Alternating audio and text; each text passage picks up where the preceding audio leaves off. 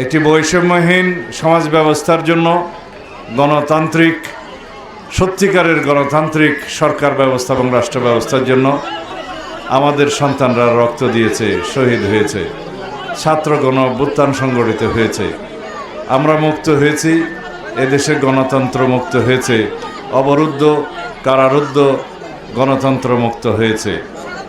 তাই এই গণতন্ত্র যাতে ভবিষ্যতে আর কোনো দিন হুমকির মুখে না পড়ে, আমাদের ভোটাধিকার আদায়ের জন্য যাতে আর কোনো দিন রক্ত না দিতে হয়, সেজন্য আমাদেরকে এইবারে সঠিকভাবে সিদ্ধান্ত নিতে হবে।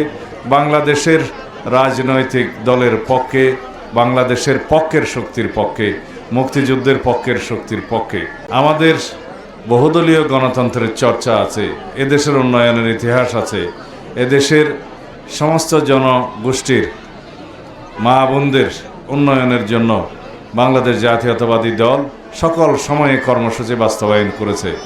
দেশনেত্রী বেগম খালেদা জিয়া আমাদের সন্তানদের, আমাদের মা বোনদের উন্নয়নের জন্য, শিক্ষায় এগিয়ে নিয়ে যাওয়ার জন্য বিনা বেতনের শিক্ষার ব্যবস্থা করেছিলেন।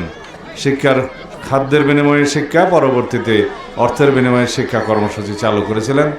আমাদের ছেলেমেয়েরা তারা শিক্ষিত হয়েছে, দেশের সম্পদে পরিণত হয়েছে। বাংলাদেশ জাতীয়তাবাদী দল এদেশের গণমানুষের পরীক্ষিত দল, এদেশের উন্নয়নের দল, এদেশের গণতন্ত্রকে সুরক্ষা দেওয়ার দল।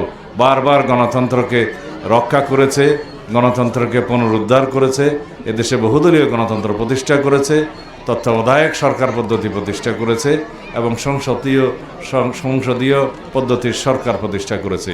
এই সবই বিএনপির ইতিহাস। সুতরাং আমরা ধানের শীষের পক্ষে থাকি, বিএনপির পক্ষে থাকি। 12 তারিখ সারাদিন আমরা ধানের শীষে ভোট দিয়ে ইনশাআল্লাহ বাংলাদেশের শান্তি, শৃঙ্খলা, নিরাপত্তা এবং সুশাসনের বাংলাদেশ প্রতিষ্ঠা করব ইনশাআল্লাহ।